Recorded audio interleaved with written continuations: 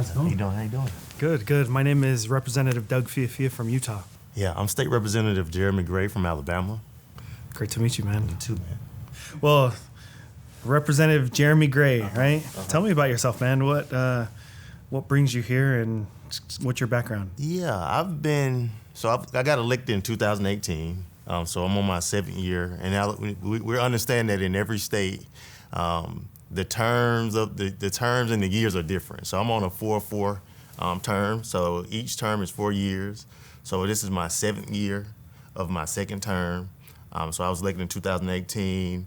I'm from Alabama, a college town, a neighboring college town. So, in some states, you have those sister cities. I have Auburn University of Auburn, the city, in Opelika. So most people think they're one, but that was our rival growing up, right? So we hated, our crosstown rival. But when you think about it from an economic component, you need both of those cities together to actually bring infrastructure to the city or to the area. And so I grew up in a college town, love football, family, they love football, big Auburn University fans. So we're down with War Eagle. I don't too much get into the Roll Tide War Eagle discussion. Being in what we do, we have to like both sides. So as long as they're not playing, Alabama's not playing Auburn, then I'm good. And so that component of, church, family, sports really molded my life. And just so my mom put me in sports very early.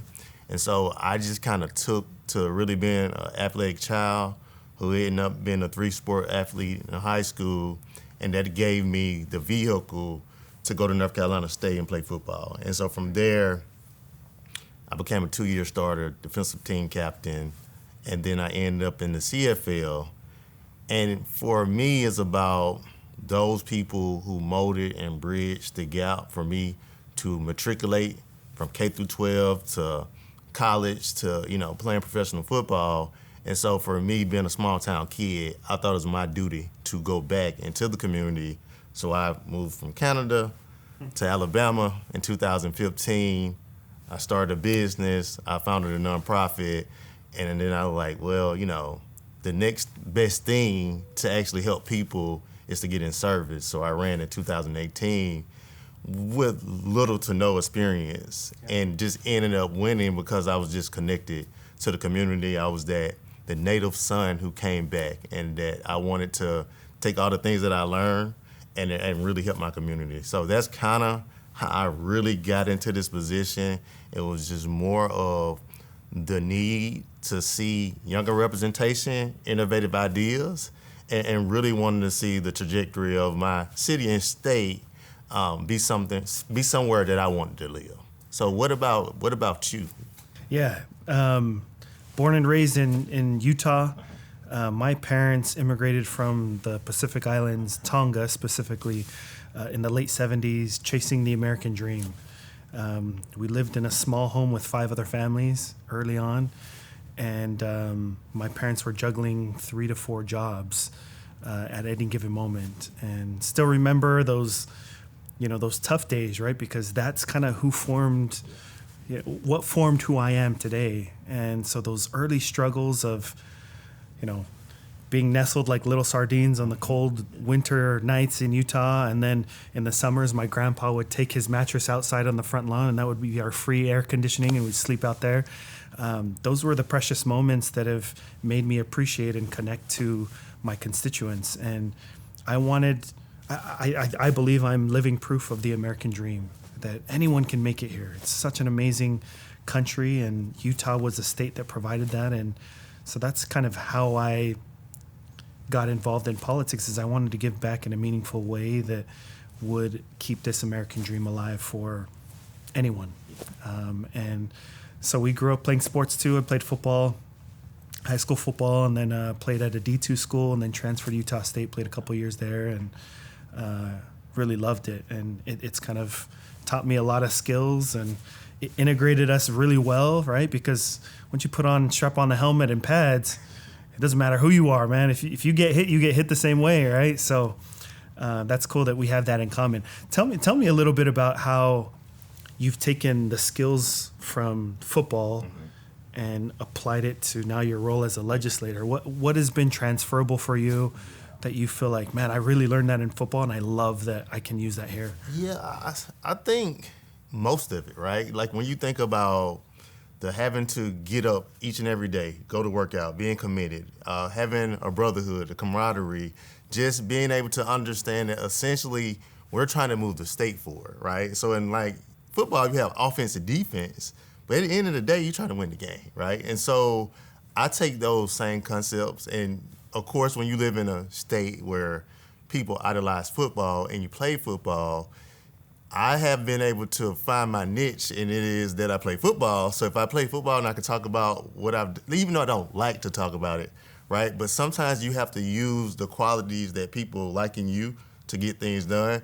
And so my first years was like, oh, you play football? Oh, yeah. And, you had to keep answering those questions, but that component of being able to lead a defense, being a defensive team captain, and then now being the minority whip since I've been elected, or just being able to have common ground conversations, right? Like a lot of my colleagues don't agree with all my ideas, right? But it's really about the personal communication about things, understanding that action comes with trust a lot of times. It doesn't come with ideas. And so that is something that I've been naturally been able to do because you spend time in those locker rooms and you have people who are from rural Alabama, or they're from cities in LA, or they're from all over the country, and it's 100 to 105 of you all. You're basically sharing lockers because it's like you don't have any space. So you see one guy next to you and he's basically naked, right? You're taking showers together. You're doing all those things. And so that kind of builds some kind of brotherhood, and you look beyond your differences and you see the common goal. In that case, in football, was to win, but now it's about how do we compete against Georgia, Kentucky, different states. And so that's kind of the mindset I bring to it, more of, we're gonna beat up on each other, but the end goal is to beat up on each other so that we can be better as a state. So how do you think from your perspective, probably along the same lines, but I just want to get your perspective of how you think those qualities, especially those leadership qualities, help you? Man, I think football, with all the preparation that happens, right? You think about a season, it's not very long. 10, sometimes you're lucky and you get 14, some plus games if you're playing after the regular season. And in that game, maybe it's a couple hours, 3 hours, and yet you prepare the entire year, right? Summer workouts, you're in the weight room, you're watching film, you're studying, you're watching your nutrition.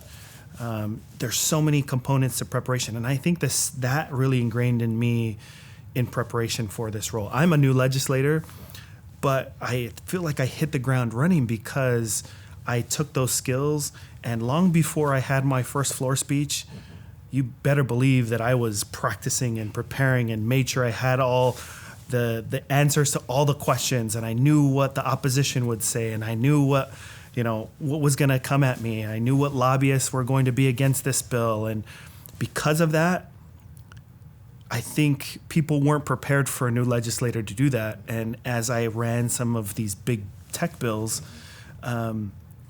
we actually got them through and passed. And a lot of people were surprised because of that preparation. And I think that I draw that back directly to football in my early years of really understanding that the game and the season's not won during the game. It's in the off season, and it's preparation. And I think the same thing. We have the shortest legislative session in the country. It's 45 days. Okay. And so that's not a lot of time, but where the battle is really won is in the preparation during interim, doing the work with constituents, meeting with people, and coming up with a game plan. Yeah, I can really relate to that. Well, we have 105 days to do 30 sessions, so it does go by fast. It's about 3.5 months. So like you said, most of the work is pretty much done now, like in the summertime, doing all the research. But, something interesting that you said when you was telling me about your background, right? And even though it's not like the same, it was similar, right? I grew up in project housing, had, single mother as a parent, grandmother, uncles. You know, I had this kind of village of people, but we grew up in poverty, right? But it was poverty that sometimes when you're younger, you don't understand it, right? Until it's time to actually like get a cell phone, you have to pay a monthly bill, or get a car, and you see those differences of like people who have money and people who don't have money. It intrigued me that when you know, because sometimes when you think about Republican and Democrat, right, you think about Dems as like blue collar, the ones that, you know, are more for like a lot of social issues and thinking that because of the background, right? But to hear your background and then understanding that you're a Republican, tell me about that, because I think that is intriguing, because it's maybe something that I may not necessarily see in Alabama, right? On my side in Alabama, most of the Republicans are farmers, they're independently wealthy. There are not a lot of Republicans of color in Alabama, so that intrigues me of like understanding that story and how you came to the point of like being a part of the Republican Party, and because we kind of have a lot of the same struggles. Yeah, that's a great question. I think I guess the way that we made it out, right, was entrepreneurship. Yeah. My dad started a company after years and years of just grinding and holding 2 to 3 jobs. He learned the trade of drywall. And after about a year or two of being, you know, in this company, he said, you know what, I think I could do this by myself. Started his own company, and after that, that's where, you know, he started to get jobs, and we were able to now move out from the home with everyone and have our own home. And he started, you know, hiring people and creating jobs.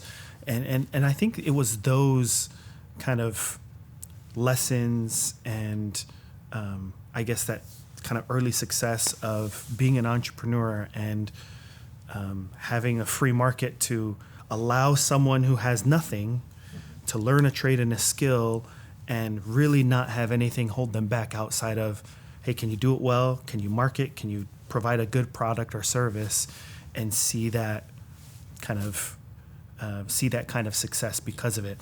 I think outside of that too, I come from a very faith-based place and family. Family is huge for me, and so I think that's where maybe some of the conservative values kind of match, but that's not to say they're not found in other places. But I think because of that is probably where my family, my upbringing, probably took me more to a conservative background. What for you? What do you think drives you? What is it that like keeps you motivated? You're in your 7th year, having kind of similar backgrounds, football, seeing it, wanting to make a difference. Like, guaranteed there's hard days. I'm sure there's hard critics. I'm sure there's a lot of people who, you know, are on both sides of issues you support. You know, what keeps you going after, you know, a long day? Yeah, so for me, it's really about representation of my area, right? So when you grow up in an area, you know, people, kindergarten with people, 1st grade, and then you become adults. I mean, you're kind of like that little big fish in a small pond, so all eyes are on you at all times. So you have to make sure that at all times you're performing. So it's just like sports, right? So even when I have those times where it's like, yeah, I'm getting jaded, it's repetitive, we're not getting anything done, it's like I always, just when I get to that moment, it's like that Michael Jordan effect. I have to find a bully. I have to find an issue. I have to find something that intrigues me to say that, okay, well, I will spend 50 years trying to pass this if it takes 50 years, right? I don't think I'll be here 50 years, but I have to like find issues that I'm willing to kind of down a sword for, because if you don't, what tends to happen is that you become a part of a process. And, you know, basically the institutional process of this is how things go, this is how they're going to be, and there's not going to be any change. So I saw that early on in my career where I'm one of those people where I talk to people and I figure out what issues that, you know, Alabama need to take up, right? And one of those issues was like yoga was banned, like exercise was banned in K through 12 public schools. And for, you know, someone like me who plays sports, and that's part of something we do with sports. I was like, okay, well, that's simple. I'm thinking that's a simple bill. They do yoga in, Rex. They do it at churches. LeBron does it, Tom Brady. So I didn't really think anything about it, right? But I forgot what state I was in, right? And so I went on to introduce a bill to allow yoga in K through 12 public schools. And you would have thought I was trying to kind of bring a constitutional amendment to basically change the Constitution, because that's how much pushback I got, because it was all predicated off religion, right? Christianity and this conception of yoga makes people Hindu, Hinduism and things of that nature. So it kind of really got into the weeds of kind of understanding that, I grew up here, but you don't really understand the landscape of your state until you get into politics. And so that was one of those things where, like, I knew that it was beneficial to kids and it was a way to basically cope with anxiety and stress of those things. But it took me 3 years to convince a legislature that this was a good thing. And it really stretched. Like, at some point, I didn't even really care about passing the bill anymore, right? Because it was just so bogged down. But I was like, hey, this is something that when we talk about mental health, when we talk about suicide, this is something that's not gonna help me, it's gonna help, generations to come. And so I eventually got it passed, but those are kind of the components that I look back to, starting off, where it's like, this is what real leadership is, right? It's not about the innovation bills that someone gives me as a package. It's about issues that, your people in your district, your constituents bring to you that you can bring across the finish line. So things like that, on top of being able to just individually be a resource, is really what keeps me going, because sometimes it's not about the bills you pass. People don't really care about, a lot of times, the bills you pass. They don't understand it, but how you were able to help them in their time of need. Yeah, I love that. I think that's one of the most rewarding things as a legislator, is the impact that I'm able to have on individuals. It's never going to be in the newspaper. It's never even going to make it to Instagram or social media. It's the dire question or the concern or the issue that an individual has. They come to me and say, Doug, I really have this problem. This is affecting my family, my business, my personal life. Is there any way that you can help me, right? And within a few calls, we're meeting with the right people who are the decision makers. And a lot of the time, it could just be like, hey, like, this is the rule, this is not it, but we can make an exception. Or, hey, actually, you're okay.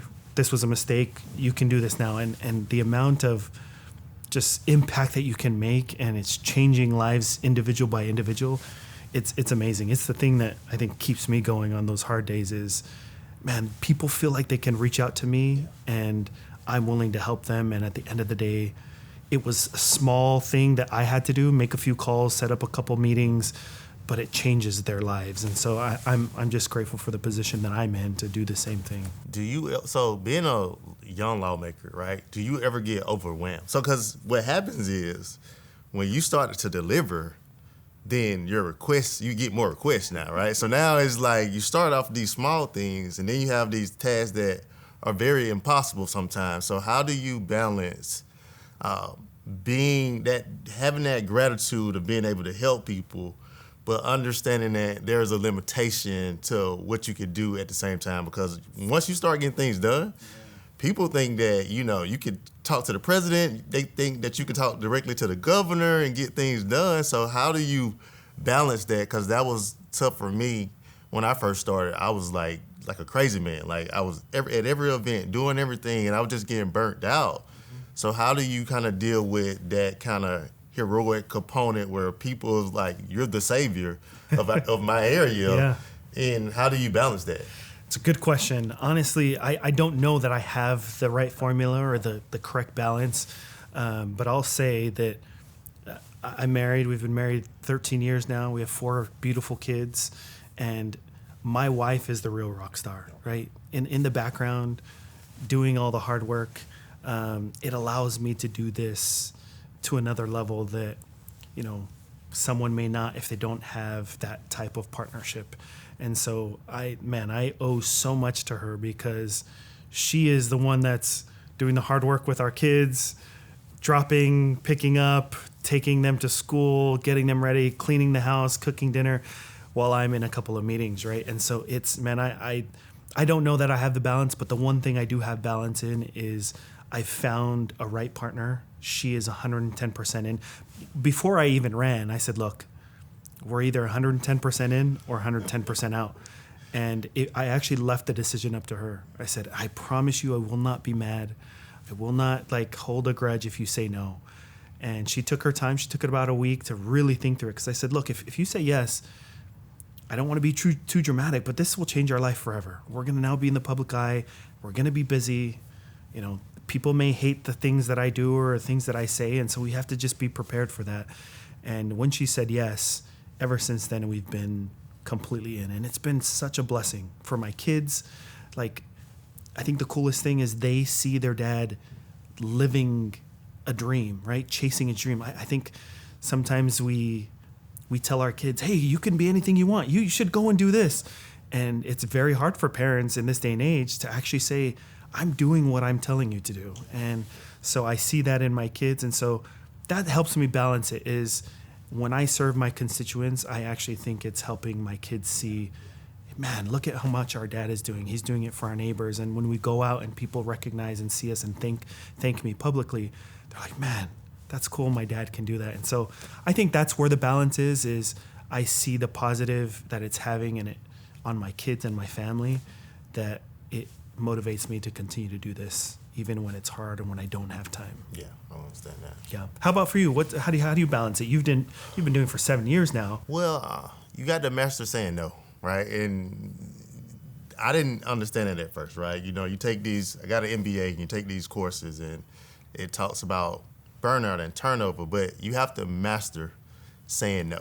And that's hard, being that, as lawmakers, we can be people pleasers, right? We want people to like us. We want people to, adore us in a certain kind of way. That's the ego of anything, right? But, the things that you have to understand is that, you can't pour from an empty glass. So if you're giving everything to everyone, you can actually do the job, right? And so I mean, you have to have, what they call trampoline skin, in this business. But I did understand that when I told people no, that's when I had most of my enemies, right? It wasn't that, I was doing anything wrong. It's just that the things that I was doing, I stopped doing. And sometimes, people, famous people sometimes say that, when you tell people no, those are people like in your family or your friends, people like that resent you the most because you told them no. And you don't ever want to get to a place where you become a commodity, because that's kind of what happens when you play sports. You're not seen as human. You're seen as a ultra super athlete that doesn't have feelings, doesn't have a life. You're just a robot that just makes plays, right? And so you have to humanize being a lawmaker, right? You have to understand that, when I'm voting on things, it also affects me, right? So as well. And so I just kind of had to master that. I think I gave a false advertisement of that I could sustain the things I was doing early on. I was 32 years old, had a lot of energy. I don't have children. So I just got a lot of time. But in order to add more to my life, I have to actually be able to give up something. And so that was one thing I was able to do. And then another thing, I'm very much into breathing, meditation, just taking those moments to breathe and just be one with yourself. Because what was happening with me is that my brain was so active and I was doing so much that I basically was giving myself anxiety, right? I was going to bed trying to think about how I was going to solve the next problem. And I couldn't ever go to sleep. And it would just be, my mind would just keep going. And so I had to kind of balance, work, actually, settling down, decompressing, and going to sleep, and then starting back over again. And so I had to learn it the hard way. But those are some of the tips that I learned. And then, once you stand your ground, people understand. They're going to still ask for things, but they're not going to be shocked when you say no. Well, Representative Gray, man, it's been awesome getting to know you, man. There's a lot that we have in common. We may sit on opposite sides of the aisle, but it's cool to see that there's so many similarities. And I think that's what is sometimes lost in the federal government today, and also in the media, is that we as Americans are probably closer than we believe and that we all think.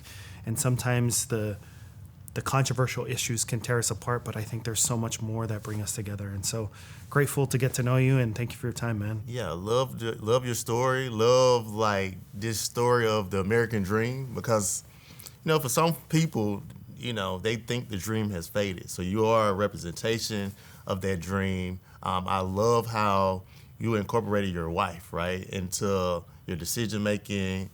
Just being that role model for your children, and being if you're a Republican in Utah and being a Democrat in Alabama, we probably have way more in common than we have as far as differences, right? Because, when you think about it, most of my constituents, especially the ones that are African-American, every decision that they take on is built around church, right? Church, their religion, things of that nature. So I think that we seriously have a lot more in common than we have differences, just the nature of where we are, and especially our background, how we were raised. So it's just nice connecting with you. I know we have a panel tomorrow, so I'm glad we stuck on like the personal things to get to know each other, because we could talk about the policy stuff for sure tomorrow. Yeah. Well, thank you, man. Appreciate it.